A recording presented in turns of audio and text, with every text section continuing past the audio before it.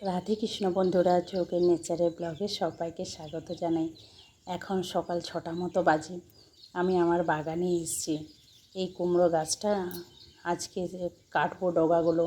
কুমড়ো ডগাগুলো কেটে শাক তৈরি করব রান্নাতে, দুপুরের রান্নাতে। আজ আমার কলকাতা থেকে ভাইয়ের বউ, ভাইয়ের মেয়ে আর আমার দাদা আসছে। আমরা তারপর বিকেলে ভাত খাওয়া দাওয়া করে সবাই বেরিয়ে পড়বো বাপের বাড়িতে। আমার বাপের বাড়িতে যাব। আজ শনিবার, ছেলের স্কুল আছে সকালে, এই জন্য সকাল সকাল উঠেছি। পাঁচিলের কাজটা সদ্য শেষ হয়েছে, তাই জল দেওয়ার কাজ চলছে। হাজব্যান্ড ব্রাশ মুখে নিয়ে আগে পাঁচিলের জল দেওয়ার কাজটা সেরে নিচ্ছে। কুমড়ো শাকের সাথে আবার এই শাক, লাল শাকগুলোও তৈরি করব রান্নাতে। কারণ এই শাকগুলো এখন থাকবো না বেশ কিছুদিন, 7 দিনের মতো। জল না পেয়ে হয়তো এসে দেখব যে খারাপ হয়ে গেছে, সব শাক মরে গেছে। তার থেকে এগুলো ভাবছি যেগুলো হয়ে গেছে ভালো মতো, শাক খাওয়ার মতো, সেগুলো তুলে তুলে খেয়ে নিয়ে যাই একদিনের মতো। এসে যদি দেখি গাছগুলো ভালো আছে, তখন হয়তো রান্না করা চলবে। তাছাড়া আমি অর্গানিক চাষ করি। ভাইয়ের বউকে আমার খাওয়ানোরও ইচ্ছে যে আমার নিজের হাতের চাষের জিনিস ওদেরকে খাওয়াতে পারবো। সেটাই দেখুন, এতগুলো তুলা রেডি হয়ে গেছে, এগুলোতেই হয়ে যাবে। 2 ধরনের শাক হচ্ছে। তারপরে দেখছি আবার গাছে অনেকগুলো টমেটো, দেখুন লাল হয়ে আছে একদম, মানে আমি ঝোপের ভিতরে দেখতেই পাইনি। আর এই যে ছুরি নিয়ে এসেছি, এরপরে কুমড়োর ডগাগুলো কাটবো। এই সামনের ডগাটা আর কাটলাম না, দেখছি একটা কুমড়ো জালি হয়েছে, দেখি যদি লাগে। কিন্তু এই ডগা খুব একটা লাগছে না এই গরমে, তাই যে ওটা বাদ দিয়ে, ওই ডগাটা বাদ দিয়ে যে কচি কচি ডগাগুলো পাচ্ছি সেইগুলো কেটে নিচ্ছি। আমার ভাইয়ের বউ খুব কুমড়ো শাকের খুব পছন্দ, তাই টাইমে গাছটাও খুব ভালো হয়েছে। এই সময় ডগাগুলো কেটে ওকে খাওয়াতে পারবো। তার সাথে 2টো ফুল ফুটেছিল, সেই 2টো ফুলও ওর শাকের সাথে মিশিয়ে দেব। অল্প একটু কাঁচা কুমড়ো ফ্রিজে আছে। কুমড়ো শাক রান্না করলে কাঁচা কুমড়ো দিয়ে সাথে দিলে খুব ভালো হয়।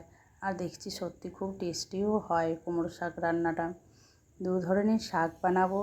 কাটা রেডি হয়ে গেছে, সকালেই আমি কাটতে বসেছি ছেলে স্কুলে যাবার পর। এই 2টো শাক কাটতে না খুব সময় লাগে। তার সাথে রসুন আর ওই যে কুমড়ো একটু মেশাবো, রসুন কুচি দিয়ে। লাল শাকটা রেডি হয়ে গেছে। খুব বেশি জল বেরিয়েছে লাল শাকে। আমার এত রান্নার চাপ আছে যে এই জলটা আর মারার আর সময় নেই। রসুন কুচি নিয়ে নিয়েছি, কুমড়ো শাক ধোয়া পরিষ্কার করা হয়ে গেছে, একদম ফ্রেশ অর্গানিক। কী সুন্দর দেখতে লাগছে শাকগুলো। কড়াইয়ের মধ্যে জিরে দিয়েছি, লঙ্কা, শুকনো লঙ্কা আর রসুন কুচি। খুব বেশি রসুন কুচি দিয়ে করলে না শাকটা সত্যি অপূর্ব লাগে। একদিকে ওরা আসবে, সবার রান্না করছি, আর একদিকে বাপের বাড়ি যাব, তার স্বাদ আছে।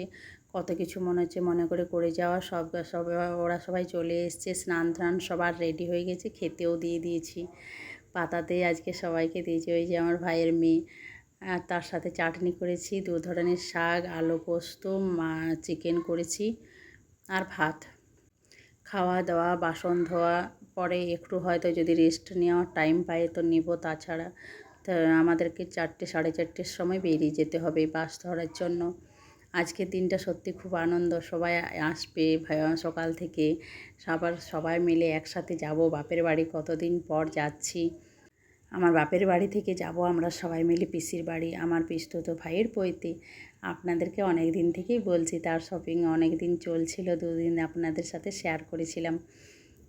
আমরা রেস্ট নেব বললে কি হবে, বাচ্চাদের তো আর রেস্ট নেই, ওরা সারা দুপুর ঘুরে বেড়াচ্ছে। তাই ভাইয়ের মেয়েকে বললাম, আমি চারি নামে ডাকি, চারিকে বললাম যে গাছে যে 2টো বেগুন বড় হয়ে আছে সেইগুলো একটু তুলে নাও। আর ওরা চোখের সামনে এত সুন্দর গাছ দেখতে পায় না খুব একটা, তাই ওদের ভালোও লাগবে এসব। তাই বেগুন তুলতে নেমেছে। দেখুন গাছের বেগুনগুলো বা টমেটোগুলো এসে দেখব অনেক হয়তো লাল হয়ে আছে, কিছু গাছ হয়তো মারাও গেছে। আমার তার জন্য এই গাছ ছেড়ে কোথাও যেতেই খুব মন খারাপ লাগে। এই দেখুন থালা বাসন ধোয়া রেডি হয়ে গেছে। এইদিকে আর একটা গাছ আছে, 2টো গাছেরই বেগুন আর টমেটোগুলো ভাবছি শ্বশুর বাড়িতে দিয়ে যাব। কারণ আমাদের বাপের বাড়িতে গিয়ে রান্নাবান্না নেই, আমরা সবাই পৈতে বাড়িতে চলে যাব।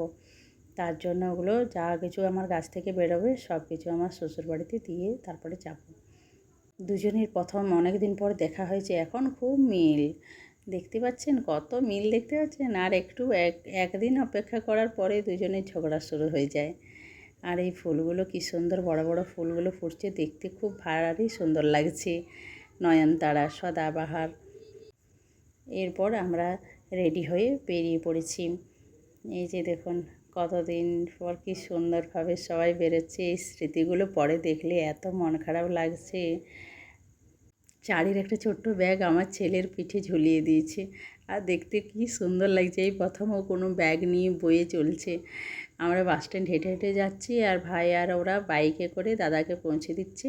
আমরা মাঠের রাস্তায় একটু শর্ট রাস্তা আছে, সেই শর্ট রাস্তা ধরে আমরা হেঁটে হেঁটে বাস ধরার জন্য যাচ্ছি। আর এইগুলো সত্যি সারা জীবনের মেমোরি হয়ে থাকছে। এত বেশি ব্যাগ হয়েছে, প্রচুর শাড়ি নিতে হয়েছে পৈতে বাড়ির জন্য, অনেক কিছু নিয়ে যাওয়া হচ্ছে। আজকের দিনটা ভারী সুন্দর লাগছে। ছেলেও অনেক দিন পরে সবার সাথে মামা বাড়ি যাচ্ছে, কত আনন্দের দিন। ও কি দারুণ দেখতে লাগছে ছেলেকে আমার। এরপরে আমরা বাসে উঠে পড়েছি। এই যে সবাই আলাদা আলাদা সিটে বসেছে। ওইটা আমার একটা পিসতুতো দিদির সাথে দেখা হয়েছে বাসে এসে, অনেক দিন পর দেখা হলো, খুব ভালো লাগছে মিঠুদি। এই যে একসাথে আমরা বড় হয়েছি ছোটোর থেকে, ওকে বাসে দেখে খুব ভালো লাগছিল আমার। আমি আর দাদা একটা সিটে বসেছি, আর ওরা ছোট ছোট দু ভাই বোন একটা সিটে বসেছি। আমার একটু টেনশন হচ্ছিল মাঝে মধ্যে, জানলা ধারে আবার দুজনে একা বসেছি, কি করে ওদের পিছনেই আমি বসেছি, কিন্তু ওদেরকে তো সব সময় দেখতে পাচ্ছি না খুব ভালোভাবে। কিন্তু দুজনে সারা রাস্তা মজা করতে করতে গেছে। সব সময় অল টাইম ওদের সারা দিন খেলা দরকার, তাই দুজনে ভাই বোন একটুও ছাড়া হবে না। আর ওই যে ভাইয়ের বউ একটা আলাদা সিটে বসেছে। এইরকমভাবে আমরা সারা রাস্তা মজা করতে করতে গেছি বাসের মধ্যে। কখন যে পৌঁছে গেছি, একদম আমাদের পৌঁছাতে একদম সন্ধে রাত হয়ে গেছে। বন্ধুরা, ব্লগগুলো দেখতে কীরকম লাগছে কমেন্ট করবেন, আর ভালো লাগলে লাইক করে সাবস্ক্রাইব করবেন। আজকের ব্লগটা এখানেই কমপ্লিট করলাম, কারণ আমাদের পৌঁছতে একদম রাত হয়ে গেছে। দেখা হবে পরের একটি ব্লগে।